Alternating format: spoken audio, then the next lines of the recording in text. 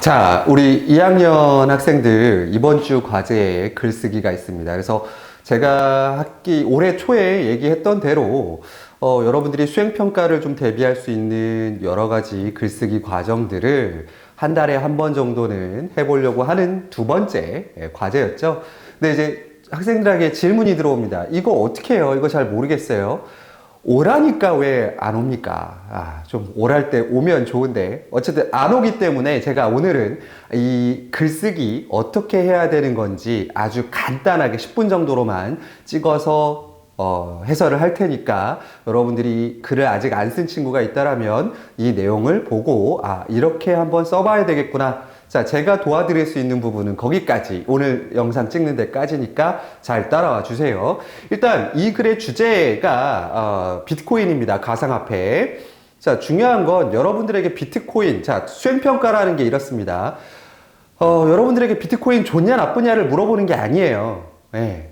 분명 이 글에서 선생님이 요구하는 무언가가 있단 말이죠. 그걸 파악하시는 게 첫 번째 길입니다. 그래서 여러분들이 제일 먼저 파악해야 될 거는 어디를 가셔야 되느냐? 바로 문제를 어떻게 해석하느냐를 보셔야 돼요. 자, 그러면 원고직 칸 위에 있는 문제를 좀 보시기 바랍니다.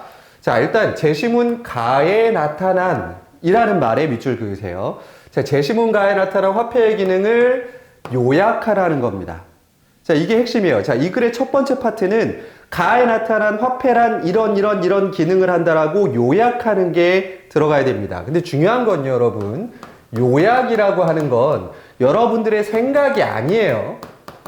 내 맘대로 뭔가를 하는 건 아니고 앞에 나와 있는 글들 중에서 정말 중요한 게 뭔지를 잘 찝어내는가가 평가 요소가 됩니다. 따라서 화폐란 어떤 기능을 한다. 자, 요게 깔끔하게 정리가 되느냐가 이 글의 핵심이겠죠. 자, 그럼 두 번째. 자, 이 중 두 가지 이상의 기능을 바탕으로, 자, 조건 나왔습니다. 한 가지로만 분석하시는 게 아니에요.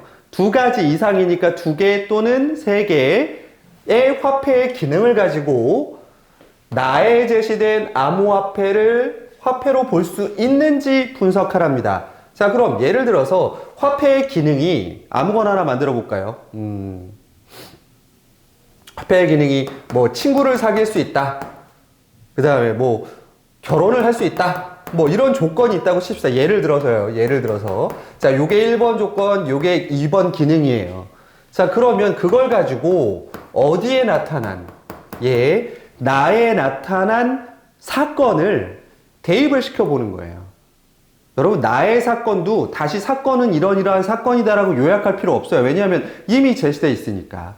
자, 그럼 나의 제시된 사건을 가지고 뭐 화폐의 기능이 친구를 만들 수 있는 기능이다. 두 번째, 결혼을 할 수 있는 기능이다에 맞는지 안 맞는지를 여러분들이 분석하신 뒤에 그래서 화폐로서 가치가 있다 아니면 없다까지가 이 글에서 요구하는 딱 여러분들에게 원하는 요구사항인 겁니다. 자, 그런데 더 중요한 거. 자, 여기 보시면 총 몇백 자 내외로 되어 있습니까? 500자 내외입니다. 자, 500자라는 글은요, 500자 상당히 짧은 분량입니다. 이 분량 500자니까 어떻게 배분을 해야 될까요? 그 배분을 위해서 앞장에 있는 개요로 한번 가 보실까요?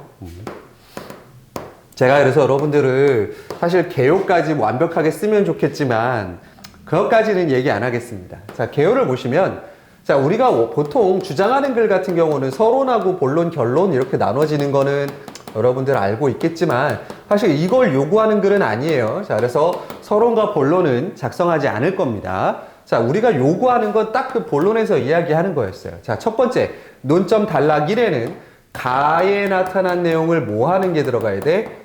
요약하는 게 들어가셔야 되고요. 나에서는 그 요약한 기능 하나, 둘, 세 가지 중에 그 중에 두 가지 이상을 택해서 그 나에 나타난 피자 사건을 분석하시고 난 뒤에 화폐로 볼 것이냐 말 것이냐를 여러분들의 의견으로 표현하는 거겠죠. 자, 그러면 이게 500자라고 생각을 해보세요. 여러분들이 500자라는 걸 봤을 때 요약하는 부분과 여러분들이 분석하는 거 어느 게 조금 더 이 글의 포인트가 맞춰지는 거겠습니까? 예, 그건 당연하게도 밑에 있는 분석 두 번째 파트가 더 중요하겠죠. 자, 그러면 500자의 글을 두 개의 문단으로 나눌 겁니다. 하나의 문단, 하나의 문단으로 나눌 거고요.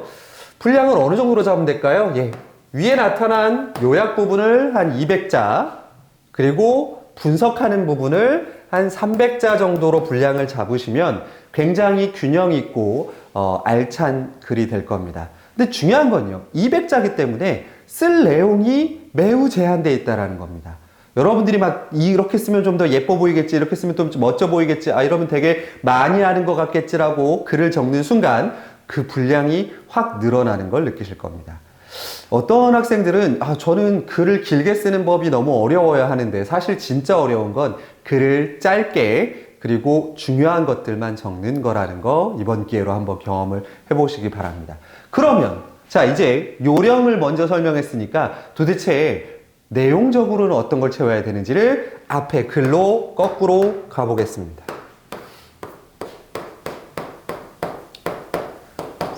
자, 보시면 가의 글은요, 자, 보통 비문학 글도 마찬가지고요. 이런 식으로 수행평가에 제시되는 글들은 여러분들에게 어떤 다양한 지식 같은 것들을 좀 보여줄 수 있는 글을 줘요. 이미 요약되어 있는 글을 주게 되면 여러분들이 요약할 필요가 없는 거잖아요.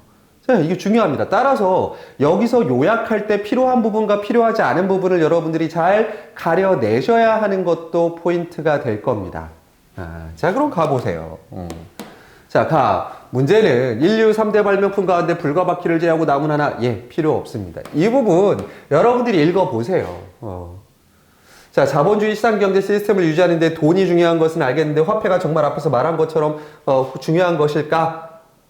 자, 여기에 밑줄 그으시 잘 알려진 화폐의 3대 기능인 가치 저장, 가치 척도, 세 번째 교환을 기계적으로만 외우지 말고 실제적인 사례를 들어 되짚어보고 나면 상당수의 사람들이 세뮤얼슨 교수의 의견에 동의하게 될 것이다. 여러분, 세뮤얼슨 교수 중요하지 않습니다. 제가 요구했던 건 바로 이 세 가지 기능입니다. 가치 저장, 가치 척도, 교환의 기능이라는 거죠. 자, 벌써 세 가지 요약하지 않아도 굳이 여기서 명확하게 제시해 줍니다. 자, 그렇다면 어떻게 되겠습니까? 화폐, 이것들이 도대체 무엇을 기능을 하는지는 간단하게 한 줄 정도는 같이 옆에 붙여줘야겠죠. 자, 화폐가 통용되는 시장에서 사람들은 다른 사람의 물건이나 서비스를 제공하고 반대급부로 자기에게 필요한 다른 상품이나 서비스를 받지 않고 돈을 대신 받는다. 자, 그럼 이 기능이 뭐야? 교환의 기능이네요. 서비스나 재화를 제공하고 그로 인해 그걸 가지고 대신 반대급부를 제공하는 것을 화폐, 그리고 걔를 교환의 기능이라고 한답니다. 자, 교환의 기능은 어떤 역할을 하게 될까요? 의의가 있을 겁니다. 쭉 자, 그 뒤에 나옵니다. 교환의 교환의 기능을 보여줄 수 있는 예시가 나오는데, 여러분, 예시는 요약할 때 씁니까? 안 씁니까? 요약할 때, 더군다나 지금처럼 짧게 써야 되는 글에서는 예시는 중요하지 않습니다. 예시 다 제끼시고요. 글을 쓰실 때는 여러분들 읽어는 보셔야 돼요.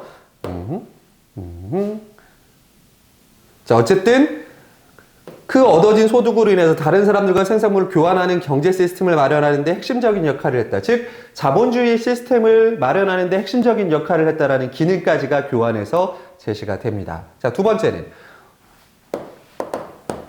화폐는 모든 사람들이 그 가치를 잘 알고 있는 표준화된, 자, 두 번째 기능 가치 척도 기능입니다.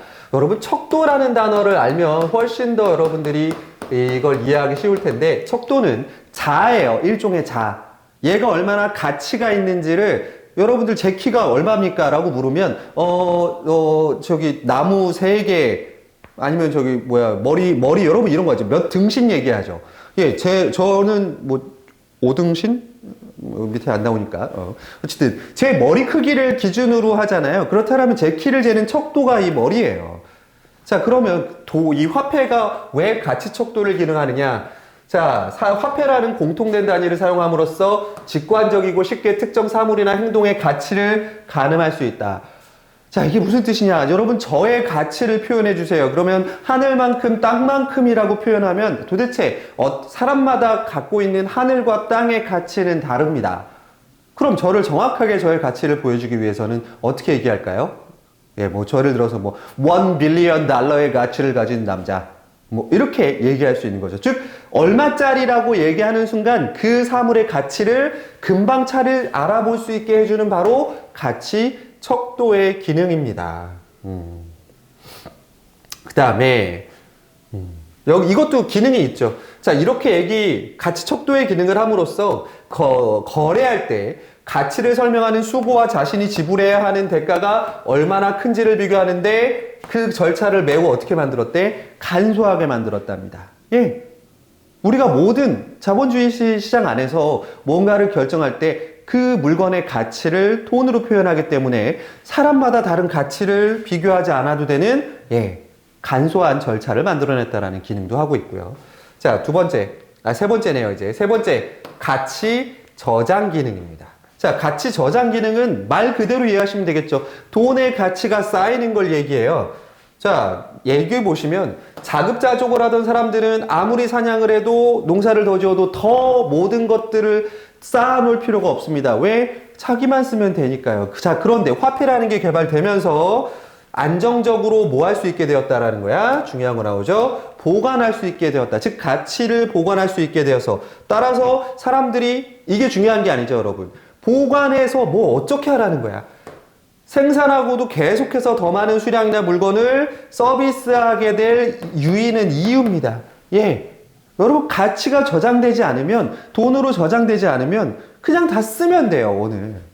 예, 우리가 더 뭔가를 더 벌기 위해서 더 모으기 위해서 길을 쓸 필요가 없게 됐다라는 얘기가 여기에 나오는 거죠. 자, 그 다음에 뒷장에 나오는 이 녀석은요, 여러분들 뭐 상식 좋으라고 넣어놓은 거고요. 이거 요약할 필요 없는 글입니다. 한번 읽어보세요, 여러분들. 자, 그렇다면 세 가지 기능이 있었어요. 교환의 기능이 있었고, 가치 척도의 기능이 있었고, 그 다음에 가치 저장의 기능이 있었습니다. 그리고 그것들이 각각 어떤 역할을 하는지까지 여러분들 확인을 했어요. 그러면 나사건을 가보죠. 자, 나사건에 가시면 자, 피자 2판 주면 1만 비트코인 지불할게요. 내일까지 먹을 수 있도록 넉넉히 2판이면 좋겠어요. 라고 나옵니다. 자, 그럼 피자 2판과 1만 비트코인을 뭐 하는 걸로 볼 수 있어요? 예, 교환입니다. 이렇게까지 설명을 해주면 여러분들 글 쓰는 의미가 없겠지만 사실 여러분들 글들 보면 이거보다 더 엉망일 거기 때문에 미리 이렇게 조언을 해줍니다. 자, 일단은 교환의 기능은 뭐 성립이 됐다라고 볼 수도 있을까요? 일단은 뭐 비트코인을 주고 그걸 가지고 뭐 한 거야? 피자를 바꿔 먹었다라는 행위까지만 제가 얘기하겠습니다. 자, 그런데 앞에 글을 여러분 가의 글을 다시 한번 돌아가 보시면요. 교환의 기능이 제대로 작동하기 위해서는요. 어떤 조건이 필요하냐면 내가 원할 때 편하게 바꿀 수 있어야 돼요. 자, 그런데 지금 잘 보시면 여기서도 피자 2판을 내일 먹을 때까지 기다려요. 이틀을 걸려요. 여러분 뭔가를 지불을 하고 이틀을 기다려야 된다? 이게 화폐 가치가 있을까요?는 전 잘 모르겠습니다. 그리고 여러분 주변에 한번 보시면 뭐 예전에는 비트코인 몇 개당 커피 한 잔에 비트코인 몇 개, 실제로 그런 데도 있긴 했지만 요새 그런 데 있나 한번 확인해 보세요. 자, 이제 여기서부터는 여러분의 판단입니다. 자, 그 다음에 그래서 이걸 가지고 사 먹었대. 자, 근데 밑에 오시면